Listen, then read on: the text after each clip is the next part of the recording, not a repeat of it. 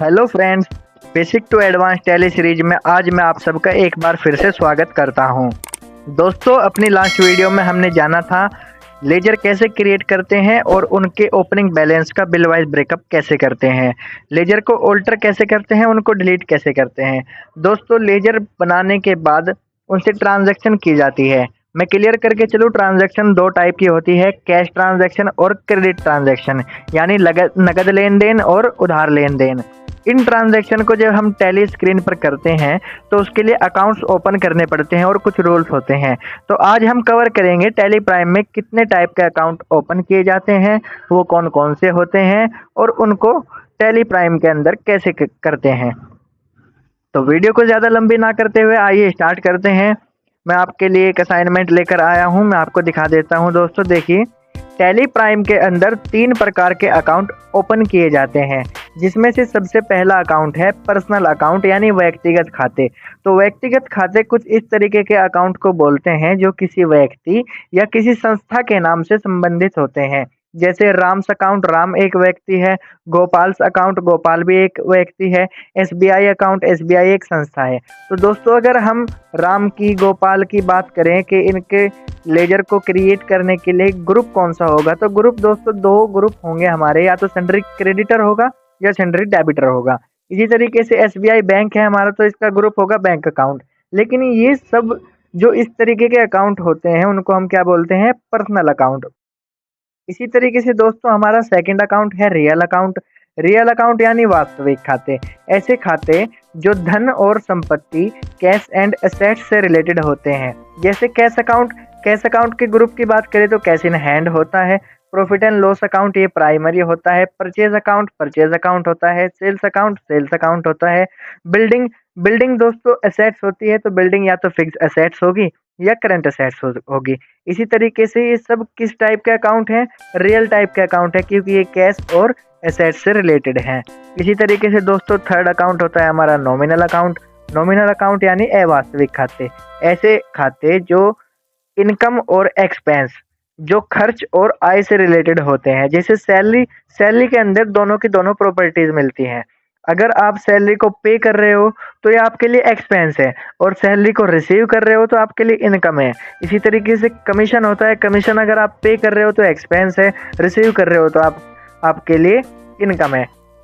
तो ऐसे अकाउंट जिनके अंदर दोनों की दोनों प्रॉपर्टी होंगी, इनकम की भी और एक्सपेंस की भी, उनको हम क्या बोलेंगे, नॉमिनल अकाउंट बोलेंगे।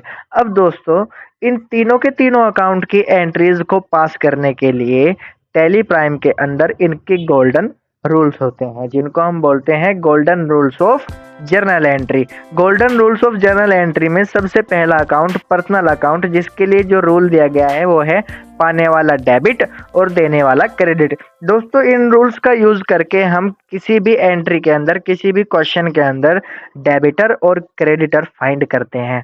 तो ये देखिए, हमारे पास जो फर्स्ट रूल है वो है पाने वाला डेबिट, यानी डेबिट जो होगा वो रिसीवर होगा और देने वाला क्रेडिट, और जो गिवर होगा वो क्रेडिट होगा। तो इसी तरीके से उदाहरण देखते हैं। ये क्वेश्चन हमारे पास दिया गया है, amount deposit into PNB bank. Deposit का मतलब क्या होता है दोस्तों, जमा करना। तो यहाँ पर देखिए, जमा कर रहे हैं हम पीएनबी बैंक के अंदर, तो हमारे रूल के अकॉर्डिंग पाने वाला डेबिट होता है। जमा कर रहे हैं तो यहाँ पे पाने वाला कौन है, पीएनबी बैंक, तो हम पीएनबी बैंक को डेबिट करेंगे। ये हमने यहाँ पे सोल्व करके दिखा रखा है, PNB bank account debit to cash account credit. Cash को हमने क्रेडिट इसलिए किया दोस्तों, यहाँ पर जमा करने वाला कौन है, कंपनी। कंपनी को हम हमेशा क्या लिखते हैं, कैश लिखते हैं। इसका एक्सप्लेनेशन दिया रखा है दोस्तों। इस एंट्री में पीएनबी बैंक में 5,000 रुपये जमा किए गए हैं, मतलब पाने वाला डीआर है। और जब एंट्री में ये न बताए कि किस मेथड से डिपॉजिट किया गया है, तो उस कंडीशन में कंपनी देने वाला होता है और कंपनी को हमेशा कैश लिखते हैं। इसी तरीके से दोस्तों सेकंड रूल जो हमारे पास है वो है रियल अकाउंट के लिए। इसकी बहुत सारी कंडीशंस हैं। सेल और परचेज पे ये रूल अप्लाई होता है। सिंपल यहाँ पर एक एग्जाम्पल दे रखा है, लेकिन जब हम अपने नेक्स्ट वीडियो में इसके असाइनमेंट्स को प्रैक्टिकली सोल्व करेंगे तब हम इसकी सारी की सारी कंडीशंस कवर करेंगे। फिलहाल आपको इतना समझना है कि सेकंड रूल के अकॉर्डिंग जो व्यापार में आएगा वो डेबिट है, व्हाट कम इन, जो व्यापार से जाएगा वो क्रेडिट है, व्हाट गोज आउट। इसके लिए हम उदाहरण देखते हैं दोस्तों, purchase mobile from Goyal mobiles by cash. तो हमने मोबाइल परचेज किया है गोयल मोबाइल से कैश में, तो हमारे पास क्या आएगा दोस्तों, जो आएगा उसे डेबिट करेंगे। तो हमारे पास परचेज करेंगे तो मोबाइल आएगा, तो जो आएगा उसे डेबिट करेंगे, इसलिए हमने मोबाइल के अकाउंट को डेबिट कर दिया। ध्यान रहे दोस्तों, फिलहाल मैं ये बात नहीं कर रहा हूँ कि मोबाइल का लेजर कौन से ग्रुप में बनेगा। अगर इसका लेजर बनाना है तो या फिक्स असेट्स में बनेगा या करंट असेट्स में बनेगा। उसकी कंडीशंस हैं जो हमने पहले ही डिस्कस कर ली हैं। आपको एक बार फिर रिमाइंड करा दूं मैं कि फिक्स असेट्स में तब बनेगा जब मुझे मोबाइल परचेज करके यूज़ करना हो, और करंट असेट्स में तब बनेगा जब मुझे मोबाइल परचेज करके सेल करना हो। तो दोस्तों परचेज करेंगे तो मोबाइल हमारे पास आएगा, इसलिए हम मोबाइल को डेबिट कर देंगे, और परचेज करेंगे तो मोबाइल के अगेंस्ट हमें पेमेंट करनी पड़ेगी, यानी कैश हमारे पास से जाएगा, इसलिए जो जाएगा उसको क्रेडिट करेंगे। कैश अकाउंट को हमने क्रेडिट कर दिया। इसके एक्सप्लेनेशन में देखिए दोस्तों, इस एंट्री में मोबाइल खरीदा गया है तो मोबाइल व्यापार में आया है, इस कारण उसे डेबिट किया गया है, और कैश गया है तो इस कारण उसको क्रेडिट कर दिया गया है। इसी तरीके से दोस्तों थर्ड अकाउंट है हमारे पास नॉमिनल अकाउंट, अवास्तविक खाते।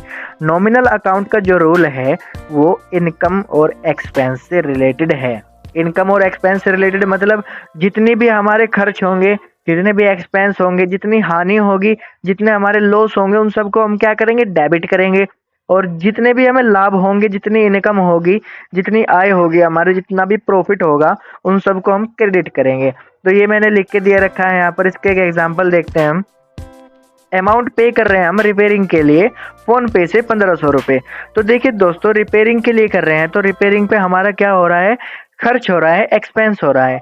तो हमारा जो एक्सपेंस होता है उसको हम इस रूल के अकॉर्डिंग क्या करते हैं, थर्ड रूल के अकॉर्डिंग डेबिट करते हैं। तो हमारा खर्च रिपेयरिंग पे हो रहा है, इसलिए हमने रिपेयरिंग को क्या किया है, डेबिट किया है, और फ़ोन पे से कर रहे हैं हम ये खर्च, तो फ़ोन पे क्रेडिट कर दिया गया है।